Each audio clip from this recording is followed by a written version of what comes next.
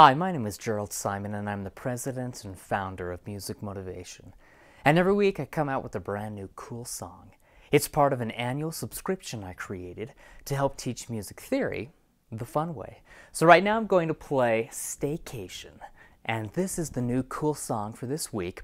It's kind of a fun rhythmic pulse that we create with the left hand. We have this beat going on. It's in the key of D, and it's about 115 beats per minute. But I wanted to teach the theory through this cool piece. Let me play it, and then I'll explain more.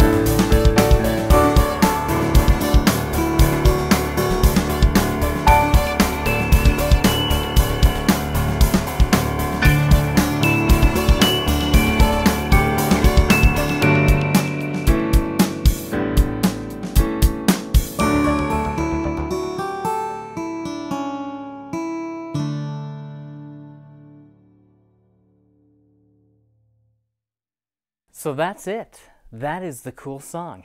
And it's not too difficult, not too challenging, but I wanted to have this fun rhythmic pulse with the left hand. Let me show that to you. Watch my left hand.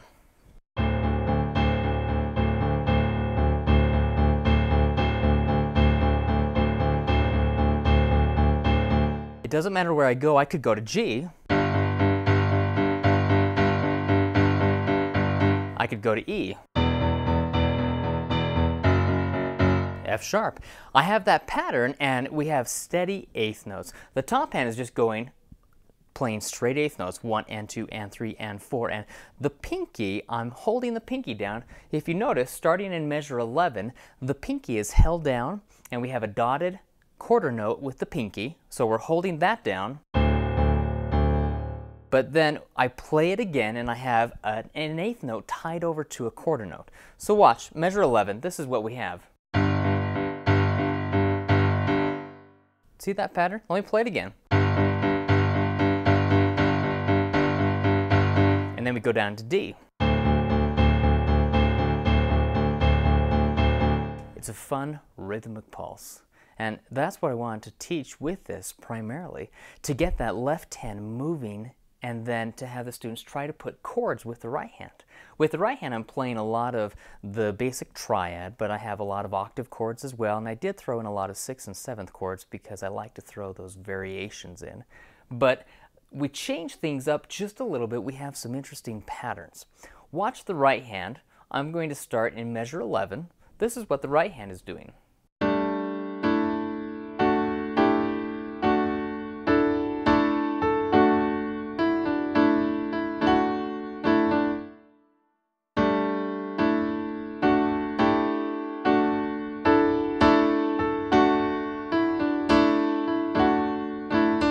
Now we have some interesting grace notes.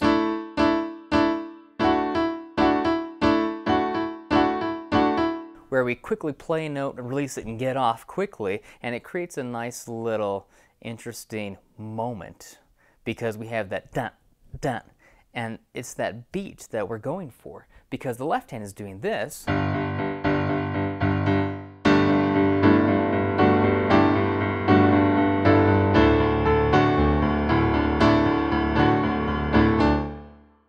And it's putting the two together. The right hand, I start off doing this. Right there in measure 11, I'm playing the G, A, and D together. Technically, if we wanted to, since the left hand is playing a G, we could think of this as a G suspend the second chord. This is my G major chord. If I let go of the third and I put down the second finger on that A, then this becomes G suspend the second. Just as G, C, D would be G suspend the fourth. But we're in the key of D major where we have two sharps. We have F sharp and C sharp. So that wouldn't work unless we were trying to go for that dissonance. But with the first chord, we have that G, A, D. And then we go to A, D, E. Well, technically, we could think of this as either an A suspend the fourth chord. This is my A major chord. A, C sharp, E. If I let go of the third and I hold down that D, that's my fourth interval.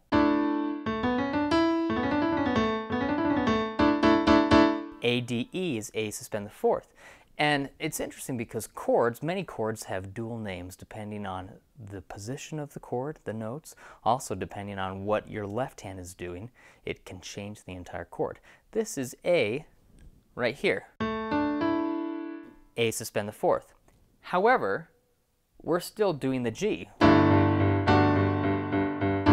So it creates that tension, but at the same time, we could think of this as D suspend the second. A D major chord is D, F sharp, A. If I let go of the third, and then I hold down the second, that would be the E. If you notice, it's the same chord, we're just inverting it. So I really want students to be able to identify chords, to quickly see the patterns within the chords, and then to try to create music of their own. Watch this. I'm going to take this left-hand pattern where we have that steady eighth note, and I'm going to start on the D because we are in the key of D major. Watch as I do this. My right hand, I'm just going to play a D major pentascale. This is what my right hand will do. And my left hand will do this. Try to create something. I'm just going to stay on the D with the left hand, but then I'll go up to the G. Watch this.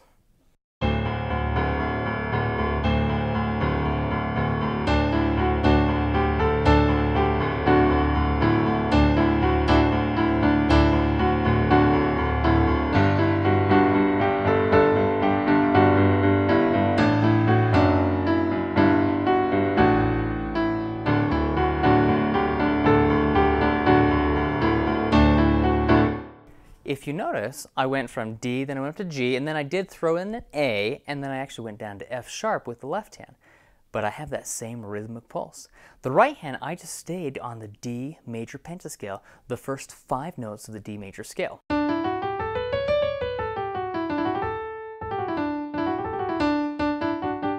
You can play them as intervals, blocked, broken. Okay? And you can just create a melody. So with the right hand, we're creating a melody. With the left hand, we're providing that rhythmic pulse.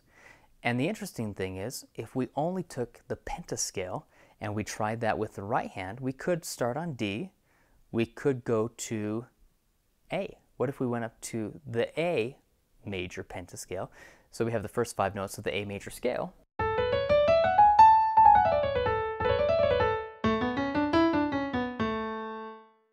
What if I go with my left hand to the A, doing that rhythmic pulse of the 8th notes, and with my right hand I'm just going to create something using those 5 notes from the A major pentascale.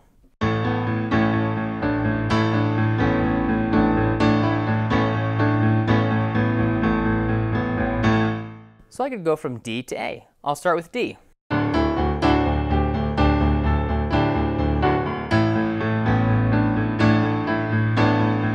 What if I went to G, and now I'm going to start on G, but I'm going to include the C sharp because that is part of the key signature.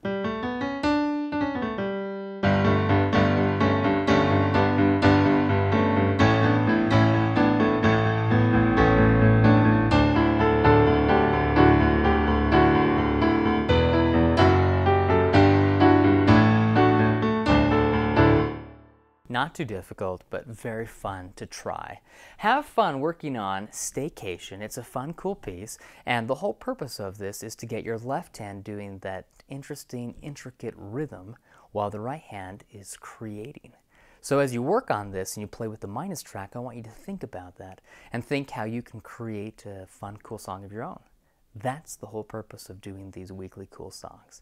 I hope you have a great time. If you have any questions, please send me a message. You can email me at Jerald Simon, JeraldSimon @musicmotivation.com.